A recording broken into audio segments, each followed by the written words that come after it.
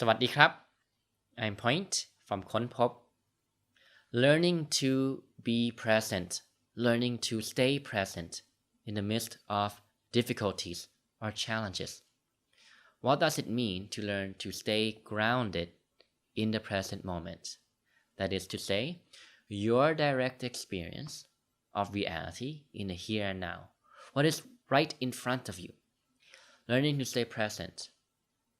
Despite difficult outer circumstances, despite challenging outer circumstances, despite uncertainties, despite all the chaos that life has.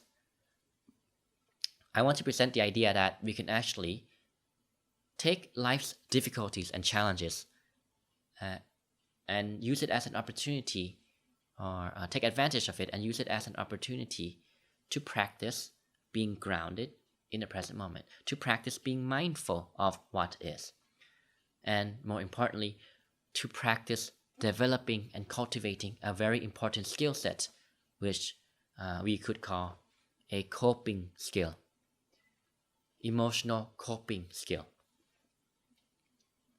So let's use the help of an example, right? I'm sure we all have faced difficulties and challenges before, perhaps even right now at this very moment. It could be in any domain of life. It could be perhaps in a work situation.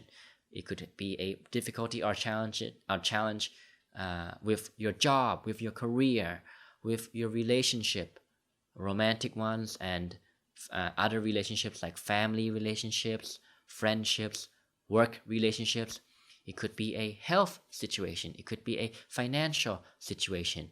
It could be anything for that matter. So let's use the help of an example. Let's think about, let's say right now, COVID-19 is still on the rise. And despite the fact that we are doing our very best and governments are trying their hardest to keep the economy going forward, despite the challenging pandemic, of course, infections nonetheless are still on the rise. And that means that perhaps you know somebody, or it could be a friend, a family member, a loved one, somebody you know could have been exposed to COVID or could have caught COVID, or perhaps you yourself could have been exposed to it or could have caught COVID-19.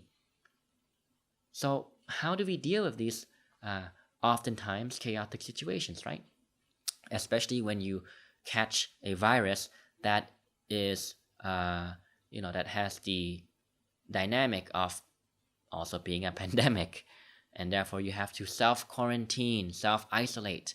So not only are you dealing with the difficulties in terms of the physical symptoms, such as flu-like symptoms, sore throat, perhaps difficulty breathing, or anything in between, you also have to deal with logistical problems.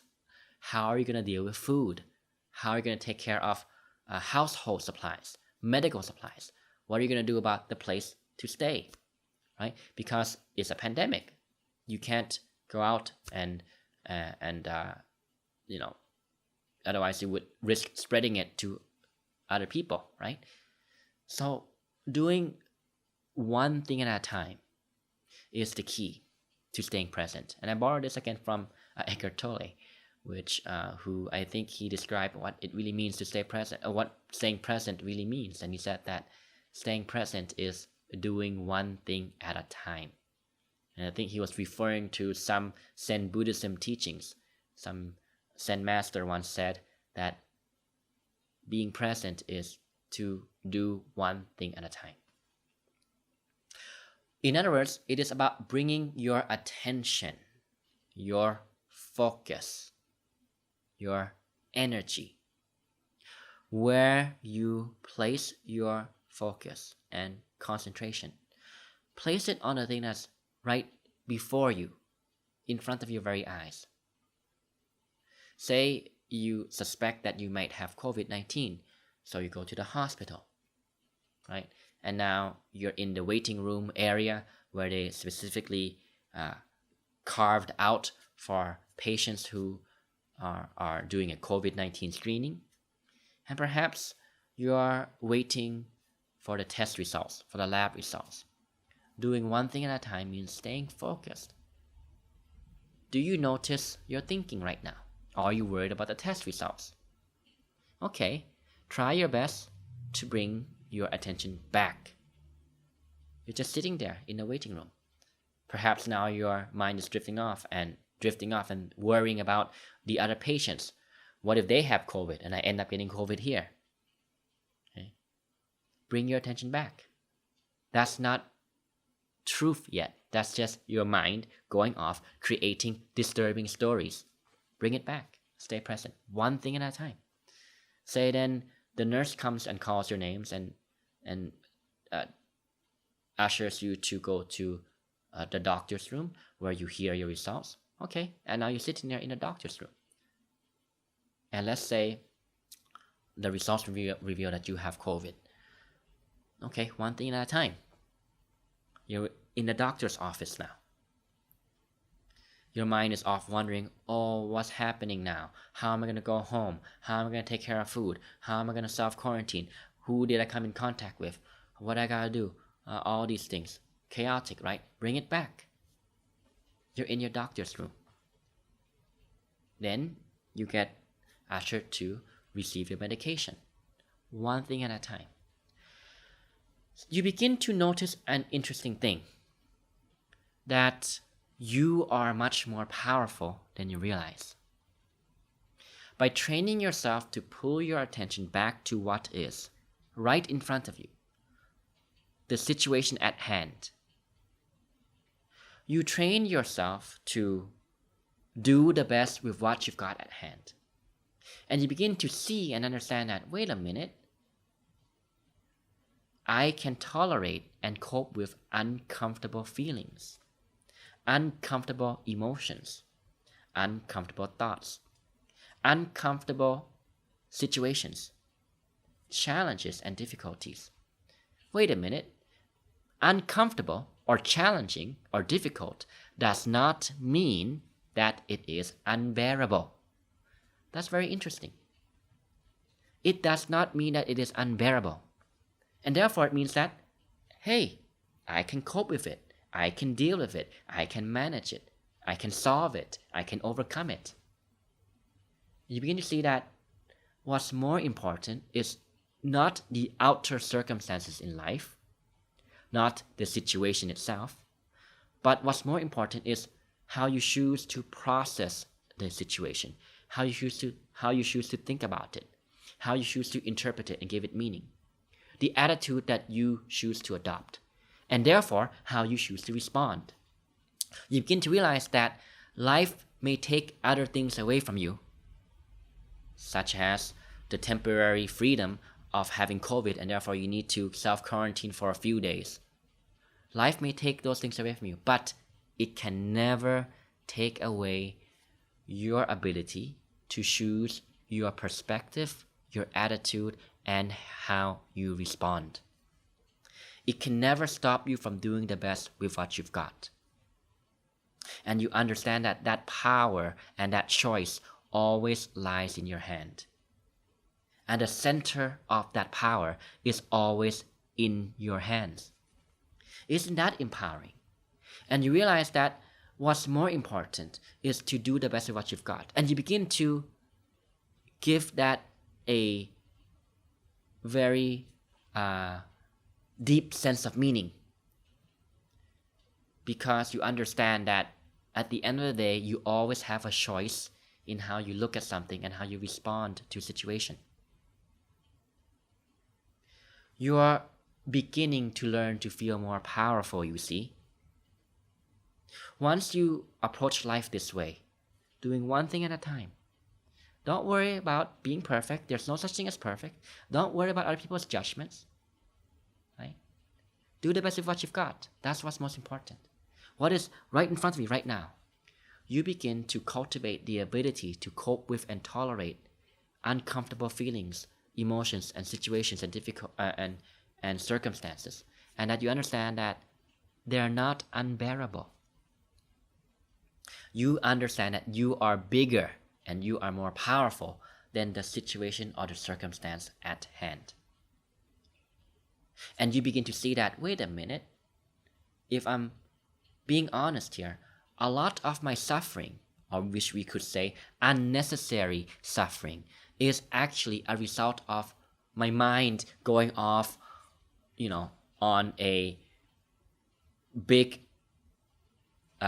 big reaction of worry, big reaction of overthinking, big reaction of trying to control the situation, but not controlling yourself.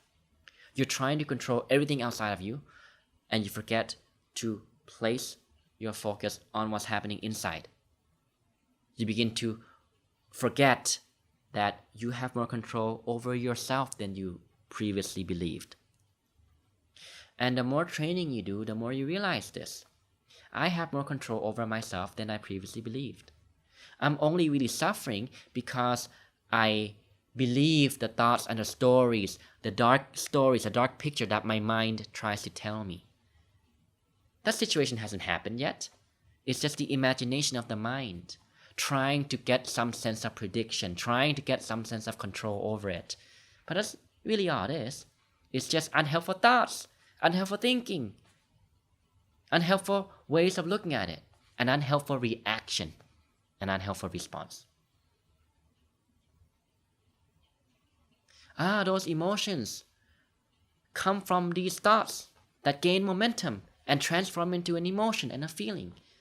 And therefore, if I'm staying present, I'm observing my thoughts and emotions and feelings properly and doing it well, then I'm cutting it off from the chain of reactivity before it gains momentum to become an overpowering emotion. I can do this. I have much more control and power than I previously realized. Just simply being present with what is and realizing that I have much more capabilities than I previously gave myself credit for. It may not be perfect, I may have made a few mistakes here and there, but hey, who cares? It's all about learning, right? It's all about learning. You've learned to take control, take charge of the situation. You've learned to take control and take charge and take responsibility of your emotions, your thoughts, and your thinking. And you're cultivating mindfulness, you're cultivating awareness, and you're cultivating a skill set, which is very important for life. A skill set to cope with uncomfortable situations, circumstances, thoughts, feelings, and emotions. And if you do this often enough, you begin to realize that, as we just said just now, something that is uncomfortable does not mean that it is unbearable. And from that place, you start to derive a deeper sense of meaning in your own personal achievement and personal growth. And once you realize that what's most important is to do the best of what you've got, you will be more willing to let go of things that you cannot control. You accept the situation. You are more likely to accept what is, because you understand that you can't really control other people. You can't really control the economy, the pandemic. You can't really control, with 100% certainty whether or not you're going to get infected. But what you can control is your mind through non-judgmental, non-reactive observation. And that requires being in tune and in line with the present moment, observing your thoughts, feelings, and emotions as they play out right here, right now. And when you stop reacting to them, you will see that you have more control over your mind than you previously thought. But you cannot control your mind by directly trying to force it, you see. And you begin to understand the nature of how your mind works. And this is the key in learning to take a difficult situation and flip it around, take advantage of it, and use it as an opportunity to practice awareness, mindfulness, and staying present. To practice coping, to practice tolerating, to practice accepting difficult, uncomfortable emotions. Accepting, tolerating, coping does not mean to believe the story that your mind is saying that, oh, I'll never get healed. Oh, I'll never be successful in my business, in my work, in my relationships. I'm always going to feel low self-esteem, I'm always going to feel like I'm not good enough. No, that's not what acceptance means. Acceptance means to understand that it's just a thought, a feeling, an emotion. You don't need to judge it. You don't need to push it away. You don't need to try to suppress it. You don't need to try to do any of those things. You can just watch it mindfully. And you understand that they don't have a grip over you until you allow it to. Okay? So that's what acceptance means. Acceptance and coping. It means to understand that it is just one experience and you don't have to believe it to be who you are. You are not your thoughts. Thoughts are just thoughts. It does not have to define you. And you begin to take back power because you're no longer at the mercy of your thoughts, feelings, and emotions, because you understand that you're always in control, because you can put up with a difficult day, because you understand that difficulty does not mean unbearable, and you're always in charge. You're always the captain, and therefore you are powerful. Okay? I want you to think about that today, and let's practice this together. And the more we practice, the more fun it gets, because we start to feel that we're actually in control of our life and our experiences. Okay? I hope this video was valuable for you. I'll see you next time. สวัสดีครับ